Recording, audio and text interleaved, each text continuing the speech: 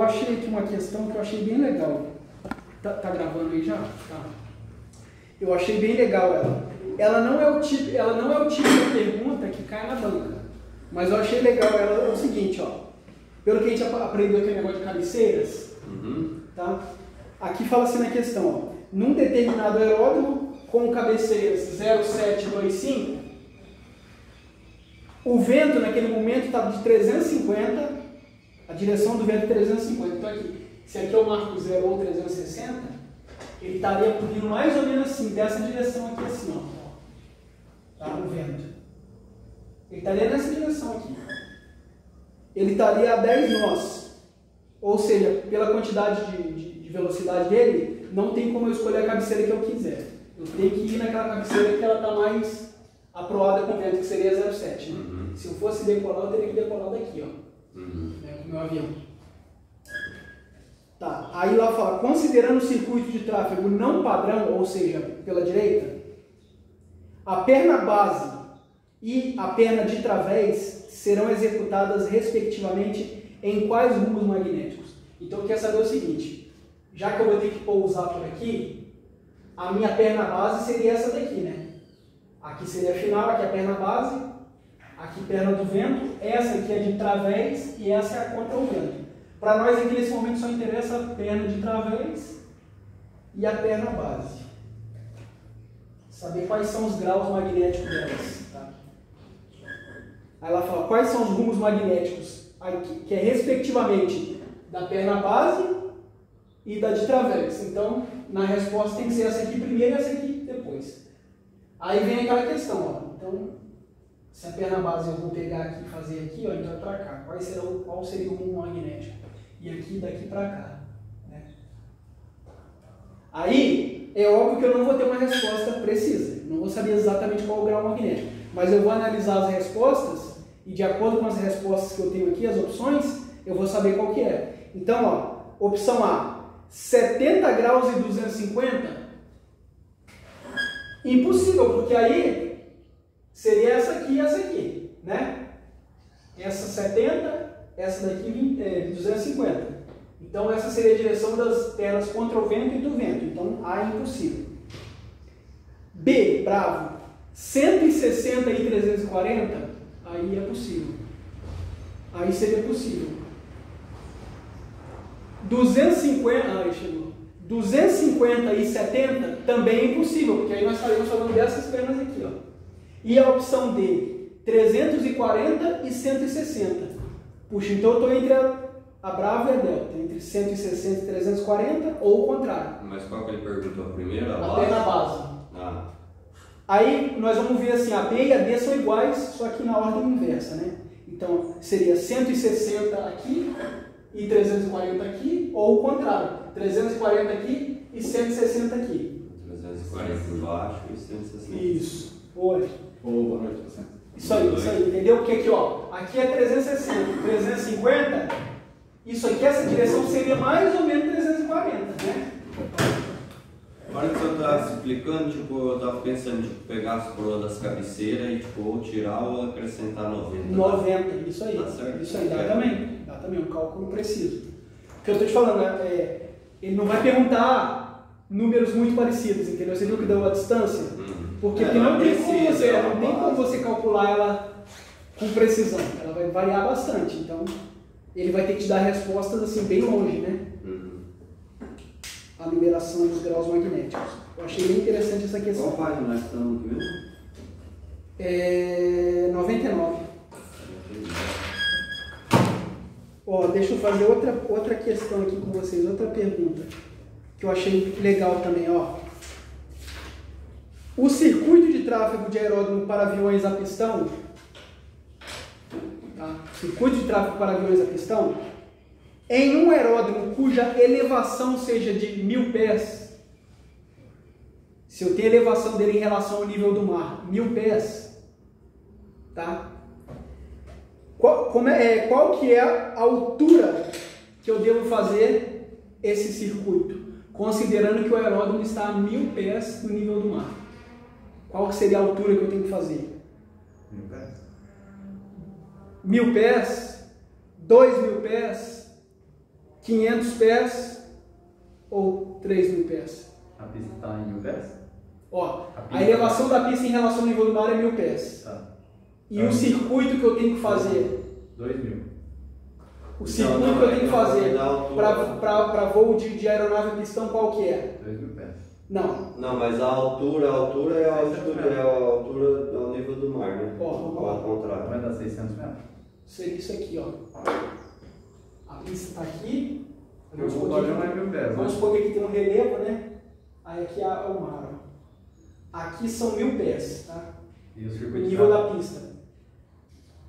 Uma aeronave a pistão, ela tem que fazer a quanto aqui? A 1.000? Não, ela tem que fazer 1.000 pés, só que a coisa que eu estou tentando lembrar que a altura é nível do mar, né? Ou a altitude que é nível do mar. Calma lá, vamos chegar lá. Vai ser 2.000. 1.000, né? E 1.000. Aí a pergunta é, vou repetir a pergunta inteira, tá? O circuito de tráfego de aeródromo para aviões a pistão em um aeródromo cuja elevação seja de 1.000 pés, deverá ser efetuado a uma altura de 2.000 pés ou 600 metros. essa e mais essa. É, a altura é... Isso aqui vocês viram em navegação e meteorologia, né? Uhum. Ó, isso aqui é o seguinte, galera. Isso aqui, esses 1.000 pés aqui, ó, em relação ao nível do mar, é a altitude. Tá? É a altitude que está o aeródromo. Se eu somar essa altitude mais os 1.000, aí eu tenho uma altitude de 2.000. Mas a pergunta quer saber a altura. A altura é sempre em relação a qualquer lugar. Pode ser ao nível do mar. Você fala assim, qual que é a altura que a aeronave vai estar a nível do mar? Vamos supor se ela estiver a 1.000. A resposta é 1.000. É em relação ao nível do mar. Se tiver em qualquer lugar de chão, né, um chão aqui, igual o Campo Mourão, aqui nós estamos mais ou menos a 1.850 do nível do mar. Eu quero saber a quanto que faz de altura um circuito aqui. É 1.000. Entendeu? Eu faço com avião de pistão a 1.000 altura, porque eu estou considerando o chão zero, é a altura. Se quiser saber a altitude que eu faço em relação ao nível do mar, aí eu somo. Aí eu vou fazer o circuito a 2.850 pés. Então, é que vocês estão no começo ainda, vocês vão estar sempre confundindo isso. A altura é sempre em relação ao... Tá? Essa altura aqui, ó, a minha altura em relação ao chão é diferente da minha altura em relação à mesa.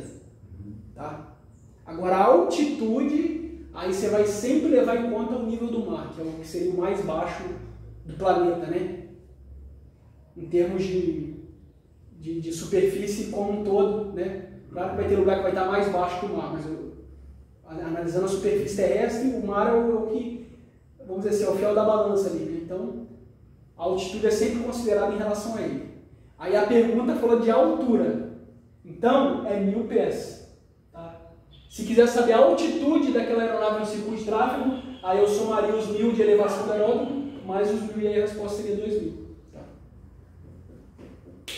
Beleza, galera? Beleza.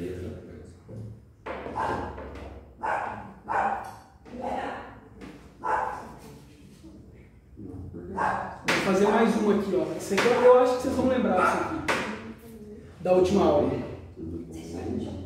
Em aeródromos onde as marcas no ponto de espera do táxi, né, no taxiway, sejam inexistentes. Então, assim, eu estou considerando que tem um aeródromo aqui, tem uma pistona de táxi lá, mas não tem um ponto de espera lá, né?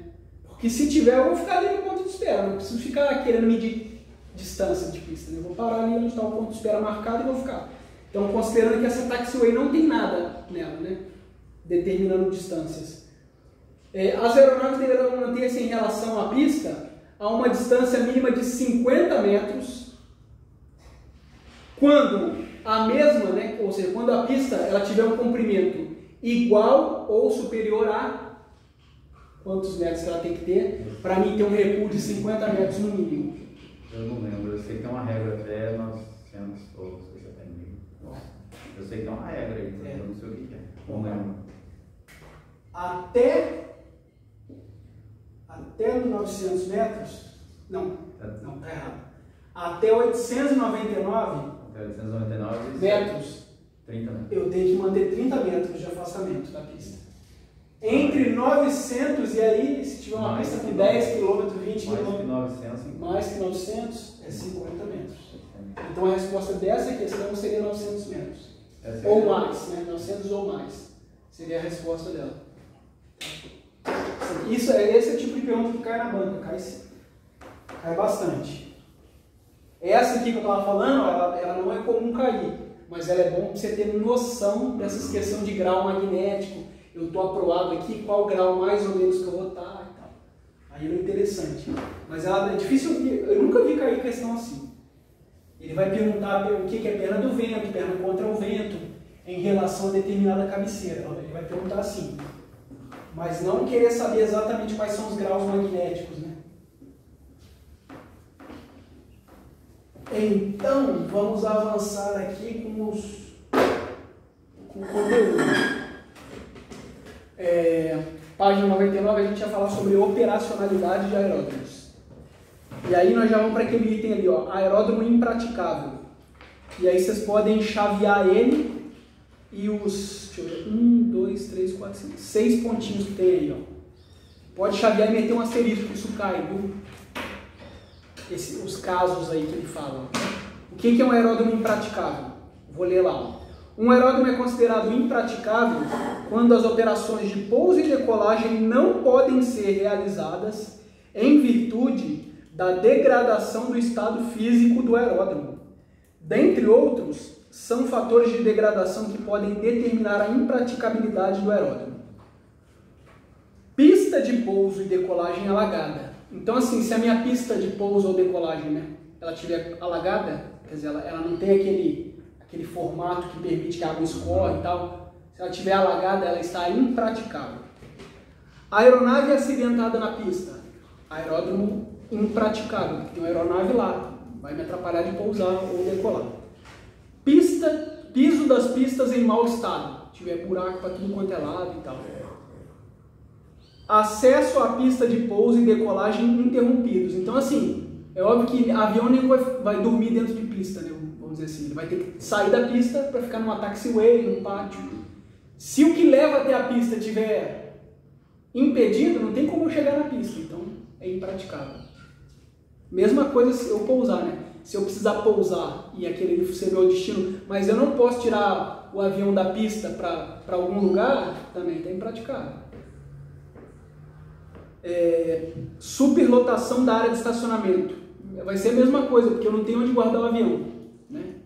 Não tenho onde guardar. Eu até posso pousar e decolar normalmente, em tese, né? Mas não vai ter onde colocar o avião, guardar o avião, então é considerado pista impraticável. E inoperância do balizamento das pistas, no caso de operação visual noturna ou caso de pouso ou decolagem por instrumentos. Então, assim, se o balizamento, né, luminoso de pista não tiver operante à noite, esquece, não pode pousar ou decolar daquele aeródromo. Ele está impraticável.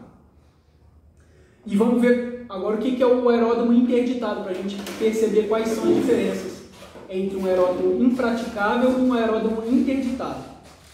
Um aeródromo ele vai estar interditado mesmo que não haja problema com a pista, quando nele não forem permitidas operações de pouso e decolagem, por razões de segurança. Ah, tá fora aí.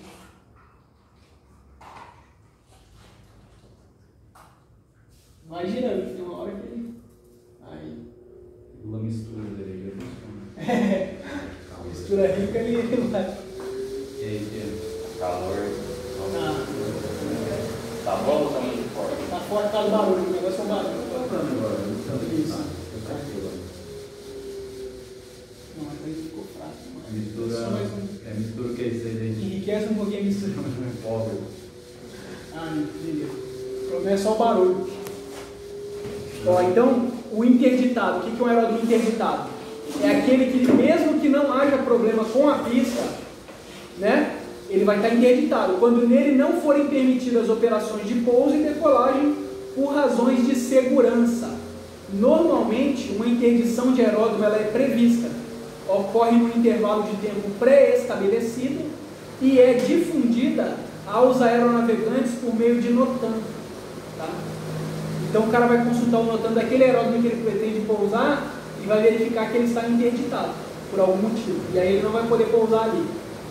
Dentre outros, são fatores que podem determinar a interdição de um aeródromo: chegada e saída de aeronave presidencial em aeródromos domésticos, operação militar, missão de guerra ou segurança nacional, ou por alguma ordem interna.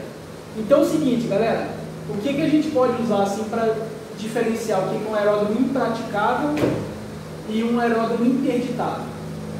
Pelos exemplos aqui que falam chegada e saída de aeronave presidencial, operação militar, não dá a entender que é só temporário? Por exemplo, o presidente vai vir aqui de manhã em Camporã inaugurar uma obra, mas na hora do almoço já está indo embora. Concorda comigo que não tem lógica do aeródromo ficar interditado o dia inteiro? Vai interditar na parte da manhã, por exemplo, suponhamos, tá? Que é o tempo em que o presidente vai estar aqui. Ele foi embora, o aeródromo volta a operar normalmente. Tá? Mesma coisa a operação militar. Vai ter um treino militar na parte da manhã. Vai interditar durante a manhã, enquanto está tendo ali pouso e decolagem de aeronaves militares. Encerrou a operação, vai voltar a funcionar normalmente. E se ele tiver um fluxo grande, o presidente vai interditar? Não. Não necessariamente. A questão é que está dizendo que pode interditar por uma questão assim, que chegou uma aeronave presidencial, vamos interditar o aeroporto.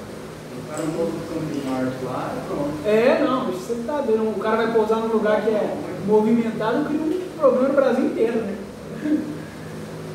Aí é o seguinte, galera, o que eu falo assim, que facilita a gente de entender a diferença entre uma situação de um aeródromo impraticável de um interditado?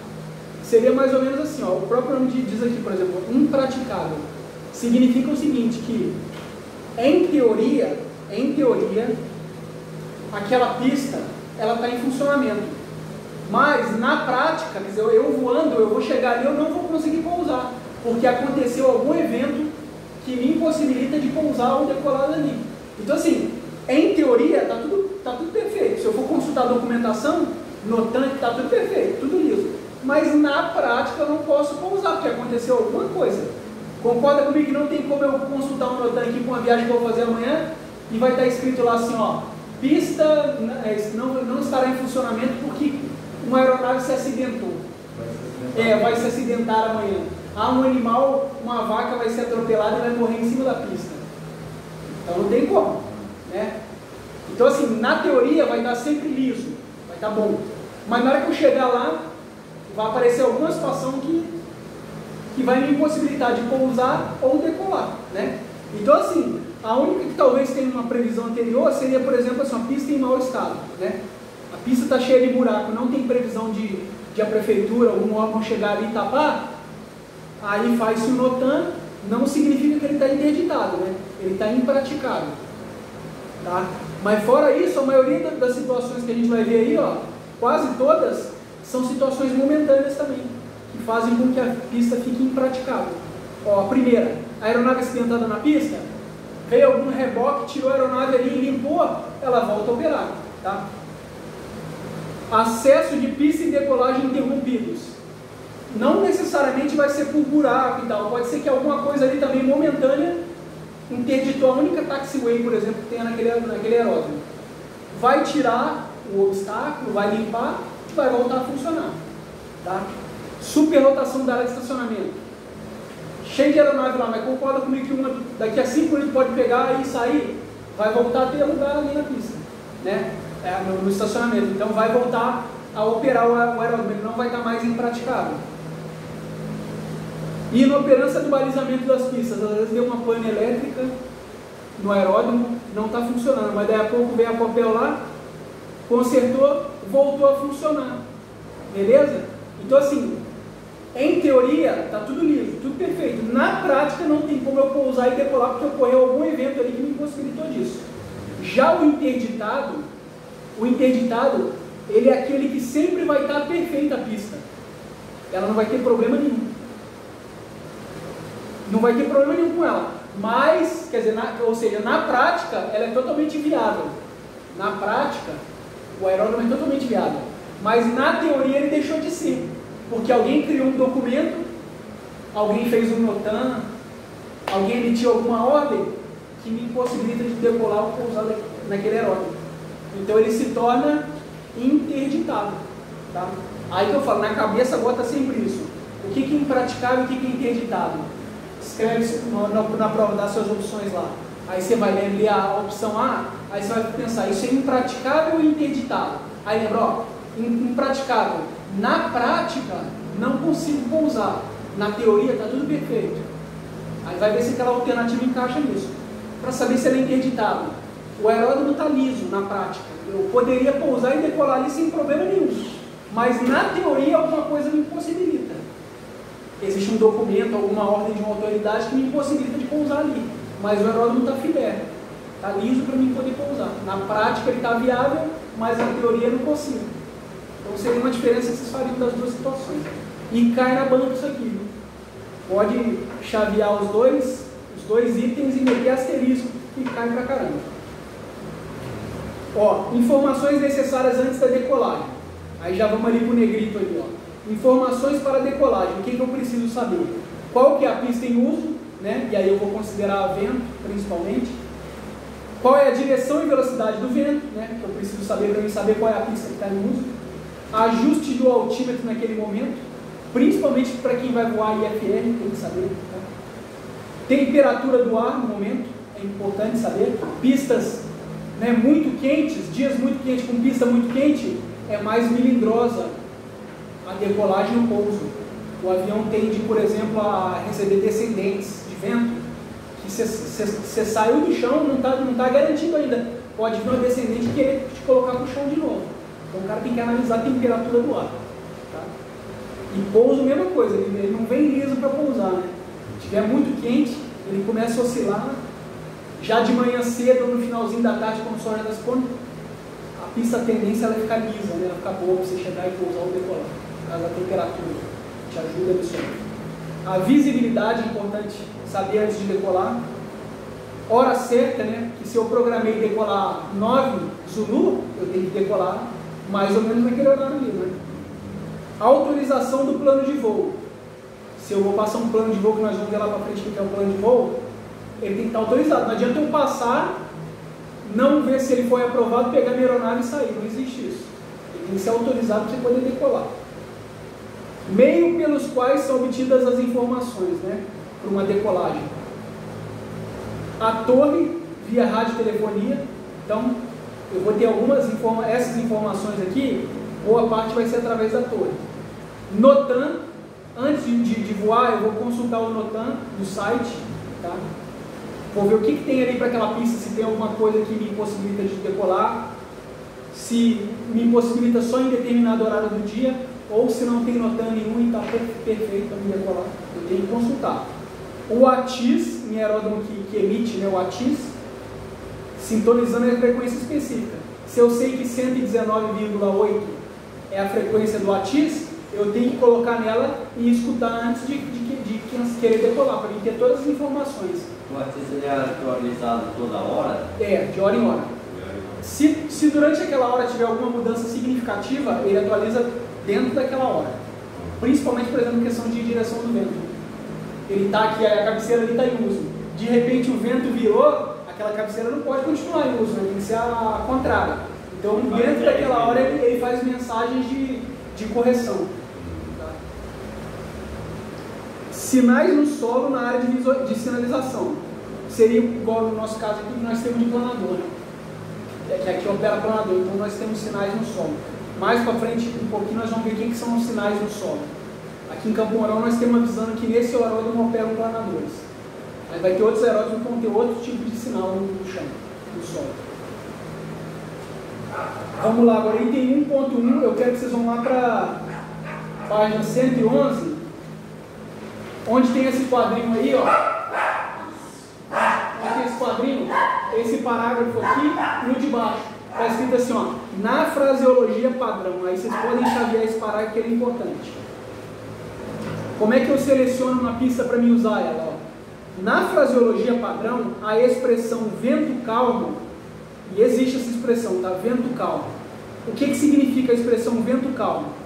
Se o vento estiver inferior a um nó, ou seja, praticamente sem vento. Um nó vai ser aí menos de 2 km por hora. Então, sabe quando você olha para a árvore assim, você vê aquela folhinha mexer assim bem devagarzinho? aquilo seria chamado vento calmo, ou sem vento praticamente. Nessa situação, você pode escolher qualquer pista para você decolar, qualquer cabeceira, tá? Que é vento calmo. E o que seria lá? Quando o vento da superfície for de velocidade inferior a 6 nós, ou seja, 10 km por hora, eu vou ter a prerrogativa de escolher qualquer cabeceira. Por quê? Porque um vento de até 10 km por hora, ele não me atrapalha de decolar e pousar. Ele não é suficiente para me atrapalhar. 6 nós, no caso. Isso. Então, um vento de 6 nós ou 10 km por hora, dali para menos, eu posso escolher qual cabeceira eu quiser. Acima de 6 nós, eu tenho que escolher aquela cabeceira que o vento está mais aproado para o lado dela, mesmo que eu tenha de través.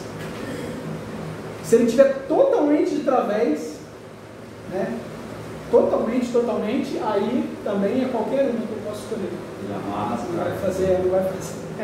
Não vai fazer diferença. Beleza? Item 1.12 aí, ó. Mínimos meteorológicos para me operar visual dentro de um aeródromo.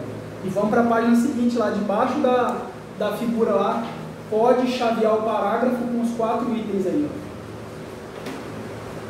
No METAR é usada a sigla CAVOC. O que é CAVOC, galera? Ela fala assim, o que significa, né, o termo em inglês? Teto, ou seja, teto, altura, né, vertical e horizontal. Então, o vertical e o horizontal está ok. Então, teto e visibilidade, ok. E aí é um termo em inglês, sailing and visibility, ok. O que indica boas condições para o voo visual. As condições referidas são: quais são as condições que eu preciso ter para me dizer que aquele aeródromo está com a meteorologia CAVOC? Eu tenho que ter uma visibilidade horizontal de 10 km ou mais. Então, assim, se eu sei que daqui em Piabiru tem 10 km, eu tenho que ver Piabiru com nitidez. Suponhamos que não tivesse nada que atrapalhasse a visão de Piabiru. Eu olhava aqui da pista e via Piabiru lá, eu sei que em termos de distância horizontal eu estou CAVOC. Nenhuma nuvem abaixo de 1.500 metros, ou seja, 5.000 pés. Reparem, não é 1.500 pés, é 1.500 metros, 5.000 pés. Eu olho para cima, as nuvens estão acima de 5.000 pés, eu estou num dia CAVOC, se as outras circunstâncias também estiverem. Não existência de nenhuma cumulonimbus, que vocês já devem ter, estão vendo isso em meteorologia, ainda não chegaram em nuvens. Né, tá? Cumulonimbus, galera, é aquela nuvem castelo, aquele castelo que vai escurecendo para virar nuvem de trovoada. Ela é uma nuvem cumulonimbus, é perigosa. Né? Algumas formam depois, assim, com o tempo, ela forma uma bigorna em cima, ela sobe em cima, vira um castelo em cima, assim, tipo uma bigorna. É aquela nuvem pesadona que vai ficando preta, aquela é uma cumulonimbus. Nenhuma precipitação, trovoada, nevoeiro ou outro fenômeno meteorológico. Se eu não tiver nenhum desses fatores dentro do aeródromo, ou seja, olhei para Piabiru, enxerguei ela, a cidade, né, e ela está a 10 km daqui do aeródromo. Olhei para cima e de alguma maneira eu sei que ela está acima de 5.000 pés, as nuvens. Olhei, né, 360 graus em volta, não vi nenhuma cumulonimbus, mesmo que tenha alguma nuvem, não é cumulonimbus, beleza. E vi que não tem nevoeiro, não tem nuvem de trovoada, não tem nada por perto, não tem chuva. Esse é um dia CAVOC. Sem visibility ok. Se a CD estiver acima dos 5.000 pés. Isso aí, é que eu falo, às vezes tem gente que confunde, achar assim, olhou o céu, está inteiro azul e fala, hoje está um dia CAVOC, tá mesmo, está um dia CAVOC, céu azul. Mas não quer dizer que aquele dia que esteja todo nublado, que você não veja nem o sol, mas que as nuvens estejam muito altas, aquele dia também pode ser CAVOC. Aquele dia nubladão, assim, que você olha para cima, a nuvem está bem alta, que você vê que não vai chover, mas está totalmente nublado, né? Você olha na linha do horizonte, a visibilidade está longe, você está enxergando bem longe. Quer dizer, aí como você está olhando para cima e vê que na nuvem de chuva não vai ter trovoada, não vai ter precipitação, não vai ter nevoeiro, aquele dia é um dia CAVOC, apesar de estar totalmente nublado no céu. Mas só a nuvem normal, caso tenha uma CD, por mais que ela esteja assim. Não, aí não. Aí é porque a CB, ela estando alta, vai chover forte, né? ela tem a tendência de abaixar, né? A CB ela tem a tendência de vir abaixando.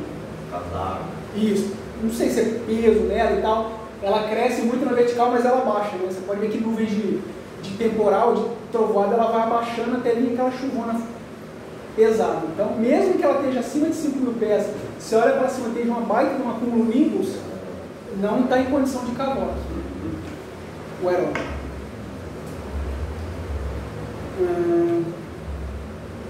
Beleza. Prioridades para decolagem e pouso. E esse 18 do aeronave na frente ficar ótimo? Esse metal de mais? Tá. Metal aqui? É. Sierra Bravo, Sierra Papa, que deve ser São Paulo, isso aqui deve ser o Congonhas, né? Dia 4 a uma Zulu, que não significa 1 hora da manhã. Não, é 1 hora. Zulu. Tá? Se a gente considerar, por exemplo, 3 horas de diferença, seria mais ou menos. Não seria 13 horas então? 1 hora da manhã, isso aí. Zulu. É 1 hora da manhã, Zulu. Isso. Aqui no Brasil seria mais ou menos 22 da noite. Que aí vai dar a diferença de 3 horas. Tá? Mas a gente sempre calcula em hora Zulu, a gente nunca calcula em hora de Brasília. Então, dia 4 a 1 Zulu, o vento está na direção 140. Tá? 140 graus é a direção do vento. Ele está a 5 nós naquele momento. A condição é CAVOC, é essa condição. Estou tendo mais de 10 km de visibilidade, nuvens, se tiver acima de 5.000 pés, não está chovendo, não tem nevoeiro.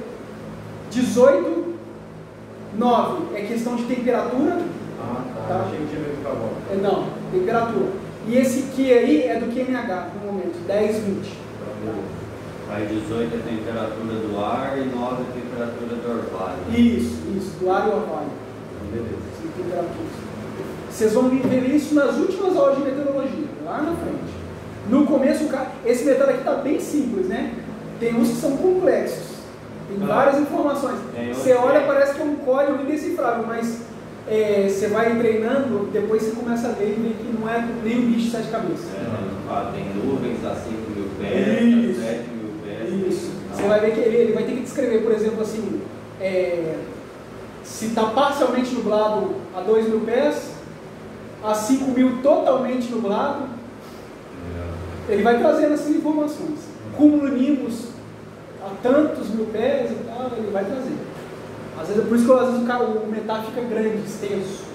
Por causa disso que ele tem muita informação que trazer de coisas que estão acontecendo nas imediações do aeródromo. Mais que você lembrar do grupo, do cavalo. Com o tempo você vai pondo isso na cabeça, vai ficando mais tranquilo. Você saber o que é cada código desse aqui. Prioridade de decolagem e prioridade de pouso, galera. Como é que isso funciona? Existe um macete para facilitar a nossa vida nisso aqui, tá? O que é prioridade de decolagem e prioridade de pouso? Prioridade para pouso e para decolagem.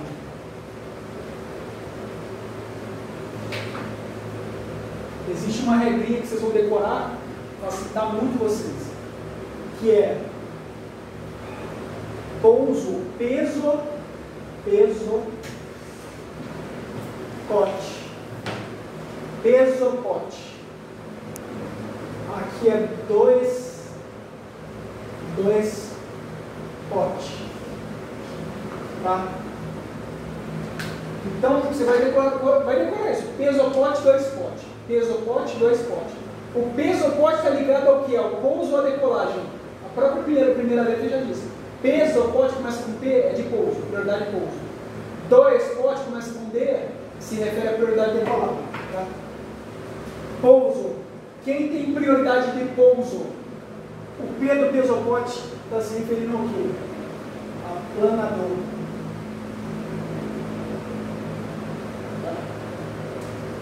Esse é aqui. Aeronave em emergência. Não, perdão. Enfermo.